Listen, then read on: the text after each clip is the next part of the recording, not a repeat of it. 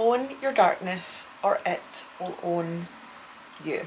The work that you do in the dark will always shine in the light. What you're suppressing does not disappear. It goes underground and it starts to run your whole life.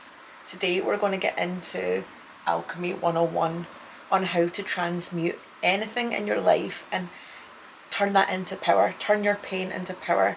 If you can become a master alchemist, you can change any life, situation, experience, relationship into a positive to fuel your own growth and expansion. And I'm going to take you step by step with diagrams because I know that I learn so well when I see things written out for me and hear them at the same time. So most people are trying to become light and positive, and a lot of us are avoiding the actual things that we need to be doing, the actual work. A lot of us are out there spiritually bypassing ourselves and wondering why we're not seeing the results. And true healing isn't about rejecting these dark parts or these shadow parts of ourselves. It is truly about integrating the lessons, and that's where so many of us are falling short and wondering why we're still stuck. So let's deep dive into this today. Some people don't know this and many people do, but it's not until we start working with this part, which we'll go into soon, that's where the real change starts to happen. So let's talk about this iceberg I've drawn here. So this is the tip of the iceberg, okay? This is our conscious thoughts, okay? So we've got logic, that's our logic thinking. We've got our goals, that's our goals and our dreams and the things that we actually want, that we know that we want. Our willpower. So we can say, I want to get up and I want to be a 6 a.m. riser. I want to work out every day. Okay, these are all things that we can want and we can consciously know that we want them. But then we sabotage. Then we let things get in the way. Things start to come up and we start to second guess ourselves. We doubt ourselves. That is because a tiny little 5% of all of our thinking is only done consciously. 95, you can see this is shocking face here. 95% of the rest of our programming is unconscious programming. So this is things like our trauma, any history of trauma. This could be our old programming that we learned when we were young.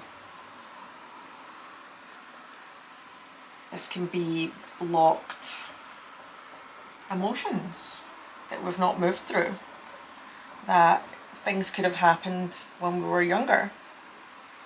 You know, things through like our childhood, things that we went through from our parents, you know, separation. We could have had parents with addictions. We could have had abusive parents. We could have had no parents. We could have had really toxic partners. We could have had really toxic connections and friends. And it's basically how your past self has navigated these things. And this is all running our programming today. All of this deep stuff, which we call the shadow, okay, because it's down below, this is all repressed. This is all repressed things from our past that comes to the surface and sabotages and hijacks our feelings and reactions in today.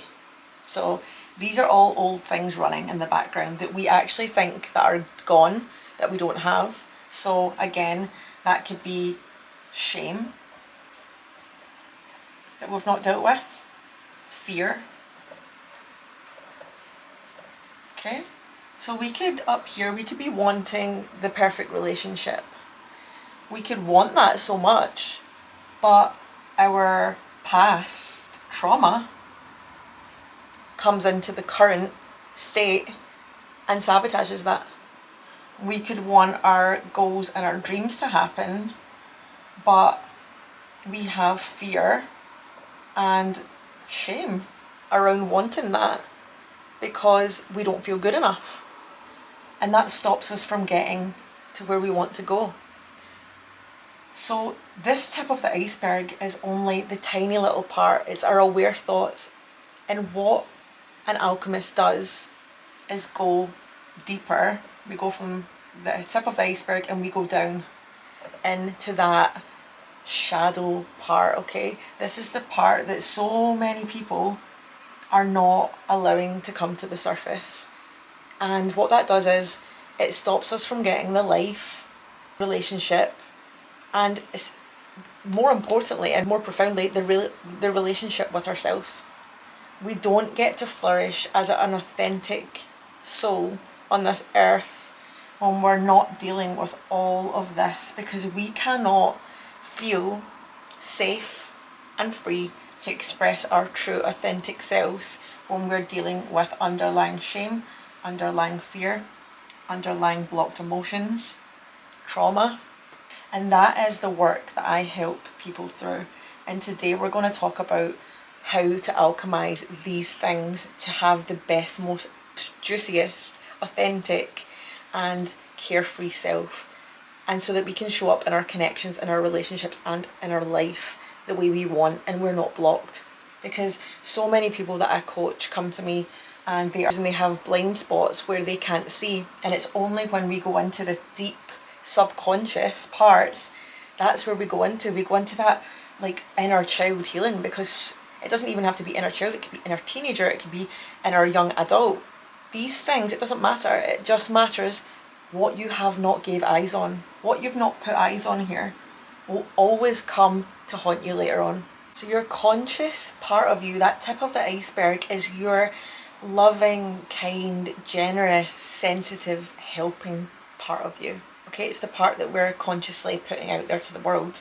The shadow self is the anger, the jealousy, the rage, the resentment, and the fear, like we just discussed. And down in that bottom part of the iceberg is the parts of us we haven't learned to love. We haven't learned that that is acceptable. And most of the time, these things weren't our fault. We didn't ask for those circumstances to be given to us.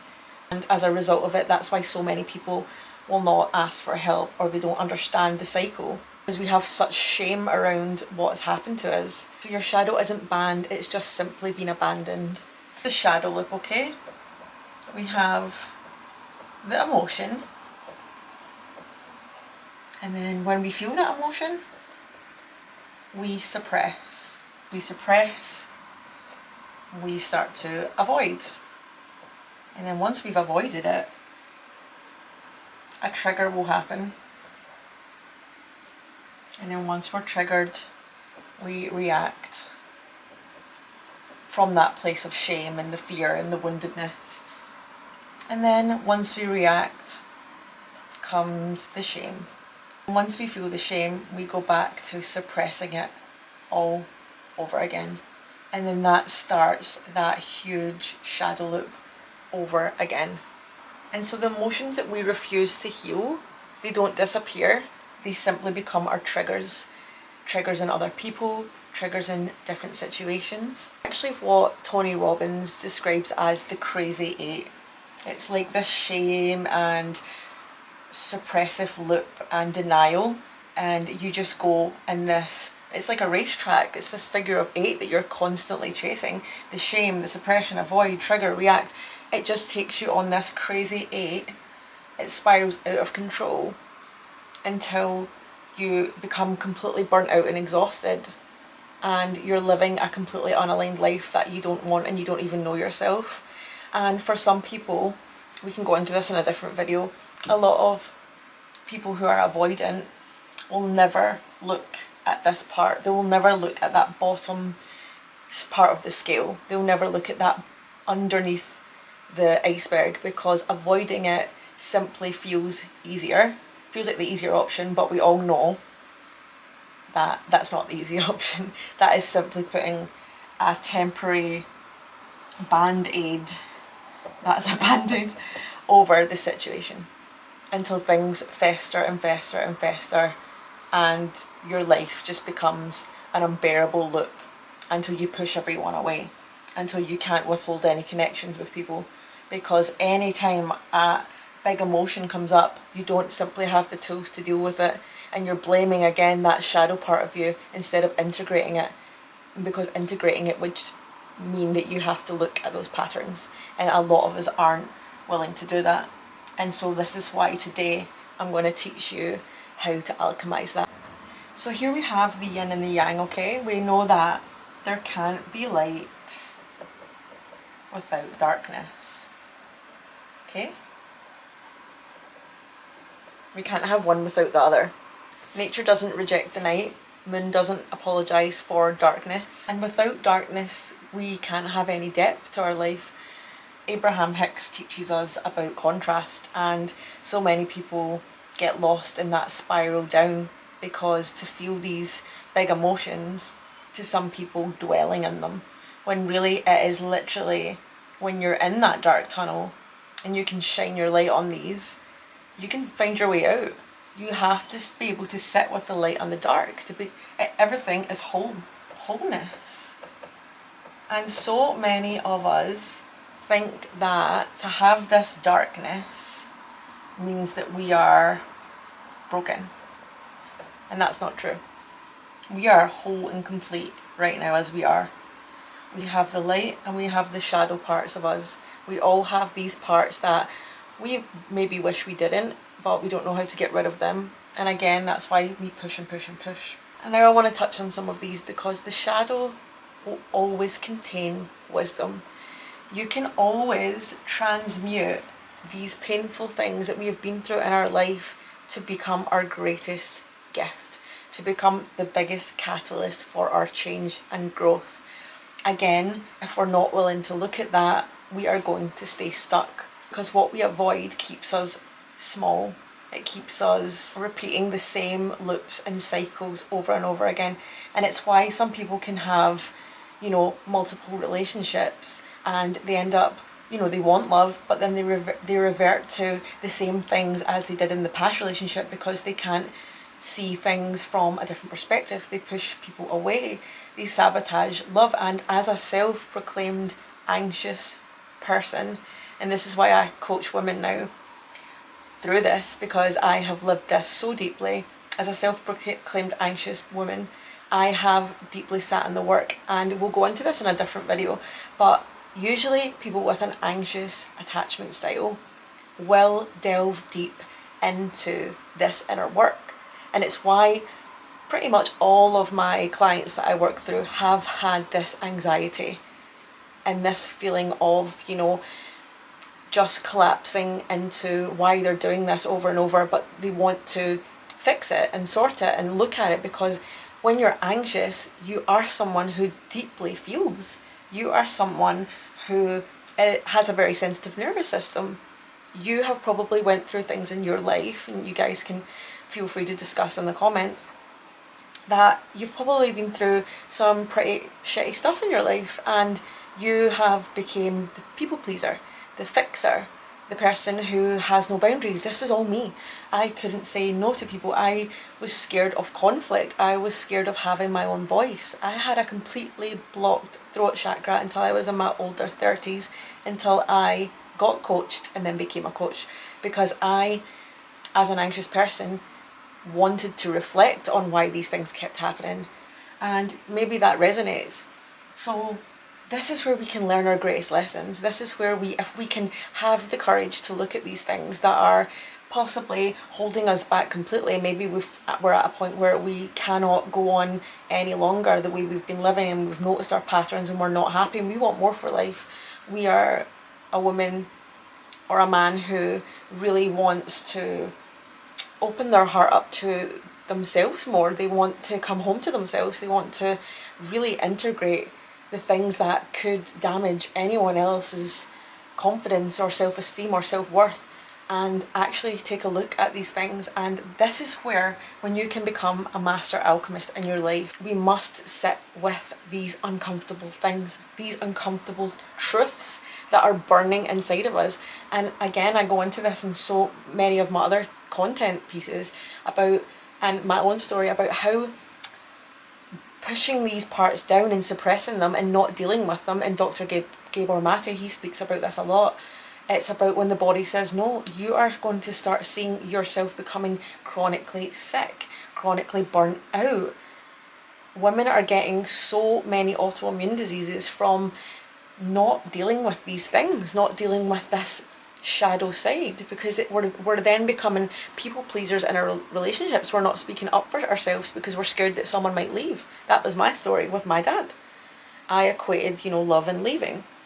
And I'm just going through something right now that's the worst feeling ever. It's been a heartbreak that I never saw coming. And it's actually initiated me into a deeper layer of an initiation with myself.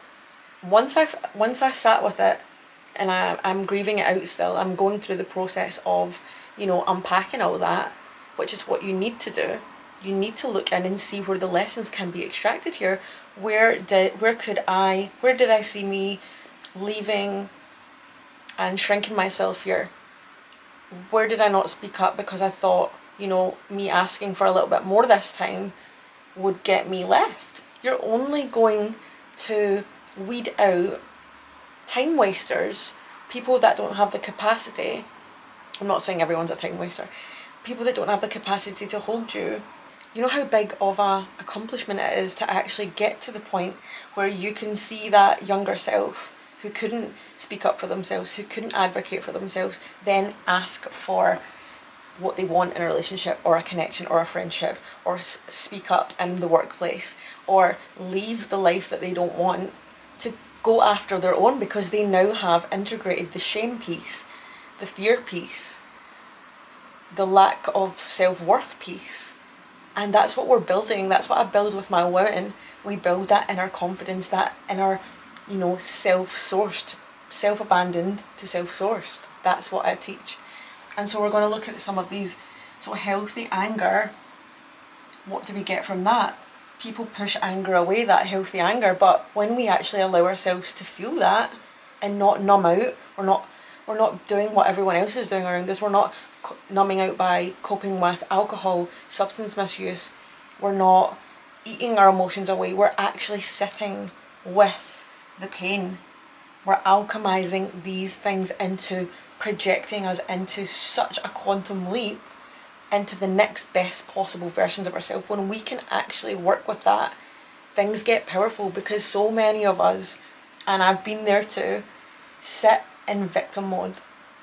We sit in victim mode and we want someone else to come and make it better.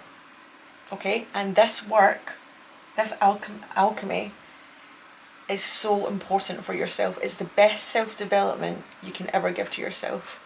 Okay, we can't expect another person to come in and make us feel better, validate us. Okay, we are already, like I said, whole as a person. So healthy anger, like I said before, gives you boundaries. So when I let myself feel my anger in my past, I actually started to speak up. And it wasn't until I was coached and we did this amazing exercise that I now have inside my coaching containers. It's when I started to speak up for myself and advocate for myself. And when I did that to someone who was more superior in my workplace, everything changed and I got the respect that I was not getting. So everyone and everything and every opportunity, any trigger is an invitation for us to learn a lesson. But so many of us are like, no, I keep meeting the same kind of personality, a different body, or I'm dating the same. It's a lesson. Everything is a lesson until we make the changes and alchemize the lessons and integrate them. It's all about integrating. So like I said, healthy anger brings about boundaries. If we were not letting them be heard before, if we were not standing in our truth. And what comes from expressing boundaries? Again, we advocate for ourselves. It makes us feel more sovereign. It makes us feel more self-respected. And in return, that leads other people to respect us. Even when it's scary, especially when it's scary, even when we aren't used to doing it. And that's why working with a coach was so important for me, because I could not have known this and I could not access these parts of these perspectives if it hadn't been laid out to me like this from my coach. And she helped me integrate that. She showed me how to integrate that, because most of us don't have tools, and the ones that aren't doing anything about it are simply just avoiding. And that's the ones who will be stuck living the same life on repeat. So feeling sadness, this is a huge one for us. A lot of us aren't letting us feel our sadness. I have had the worst skin flare-ups, psoriasis, since I was so young, and it's only up until recently I've been letting myself cry. I've been letting myself be more freely expressed in my body, you know, dancing, shaking, you know, tapping, EFT tapping, anything that is somatically moving and letting you feel that on almost like a animalistic way gets this stuff out of your body. And my psoriasis is pretty much gone, and I have had my psoriasis since the age of when my mum and dad separated. If you have an autoimmune, and I'm not a doctor, this is just from my experience and from many people else's experience. Think of the time your autoimmune disease started to come about. What traumatic time in your life can you remember that started? And were you letting yourself be sad about it? Were you letting yourself pour out the grief? Or did you hold it all in? Because that is when your body is going to start pushing back. And then we go to the doctors, and the doctors give us pills and give us medicine and give us all these things that just put a plaster over the situation of the symptoms, when really most of it is psychological, and in our head we are festering and letting these things ruminate, and they're showing up in our skin, gut, and our everything. Like, so much of it is down to the things that we are holding on to from the past, and it's so damaging for us. So once we can look at all this is when we can start actually seeing amazing change. And when we see evidence, I go into this in my 3-week women's course that I've just launched, evidence. When we start to see evidence of these things actually working, and we're seeing actually some changes, real change coming from doing this work, that's when we actually believe that it's possible, and then we just start going up and up and up, and we become unstoppable. Sadness, feeling your sadness, what does that bring on if we're letting ourselves feel sad about things? Compassion. So I'm someone who is a very sensitive person, and I was just a sad child. I felt the weight of the world on my shoulders, and I've always felt like that. But if we're not dealing with sadness from our past, if we're locking all that up, that means we're blocking compassion. And when we are anxious, when we are so understanding, again, like if you're the people pleaser or you're the fixer, you usually have this massive empathy for others. We have this compassion, and that's why so many of us women will stay in relationships with people longer than we should, because we are the ones that are doing the deep reflecting work. We are the ones that are really holding that compassion in space for the other person, because they can't do it themselves. And then again, as the fixer, we feel like we can hold that space for them. But again, it has to be two ways. It has to go two ways. We all have to be doing our part to play in ourselves and loving ourselves and becoming a fully integrated human. And grief, again, if we're not feeling grief, that is literally bubbling up inside of us until it spills over. Again, you see people that have been through such traumatic things that laugh things off, or they haven't cried about it, they haven't let themselves feel that grief, because they're scared of they might unravel if they do.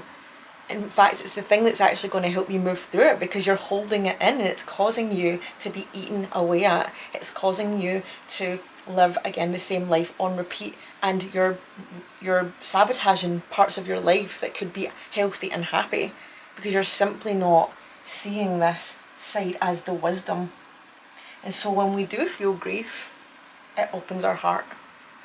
When we can feel that grief, we then crack ourselves open. So like I said, if you're going through something really traumatic, like a breakup you thought would never happen, or grief from anything, not getting the job that you wanted, it opens your heart, it cracks your heart open. And again, think of rejection for relationships, for jobs, for anything like that, a friend not wanting to be in your world anymore. Think of rejection, oh my god, think of rejection as divine redirection. Okay? Think of rejection as divine redirection. If you're not getting something that you truly wanted in your life, most of the time it's because we weren't supposed to have it that way.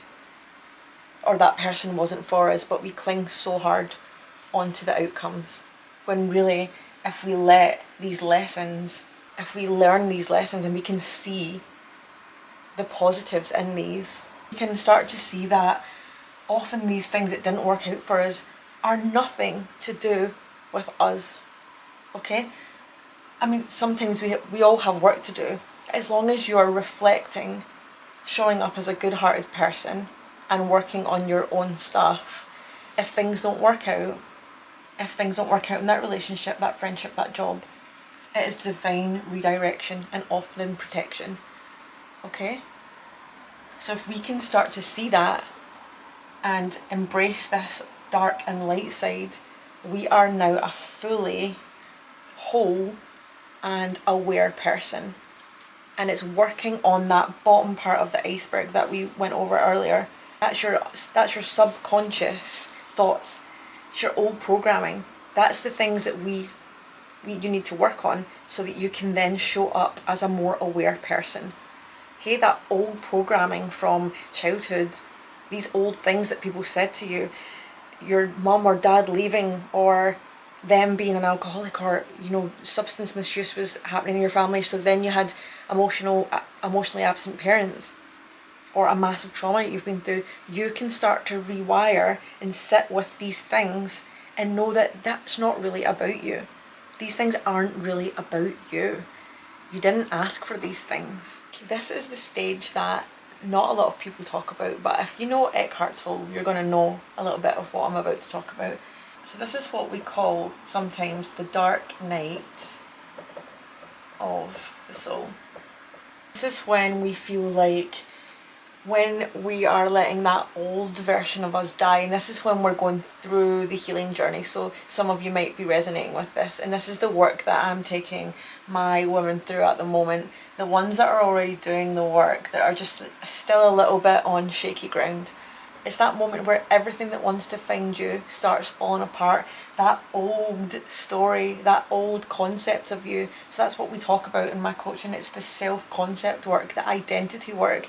And when everything is collapsing, when you feel yourself now going through this dark night of the soul, and what that means is where everything feels like it's collapsing, everything feels like it's too much, but you know that there's something on the other side. It's like a feeling of this immense depression, but this urge to absolutely come through it because you feel something bigger than you emerging. It's like cocoon phase. It's that rebirth. It's that ego death that so many of us need to experience. We need to let all the old self die so that we can be reborn. And a lot of us go through this. And this is where the alchemy takes place. It's letting that old self die away. What is part of the dark night of the soul? So we have loss of identity, uncertainty. There's a lot of grief that often occurs for people. Like it feels like you've hit rock bottom and you do not know where to go from there.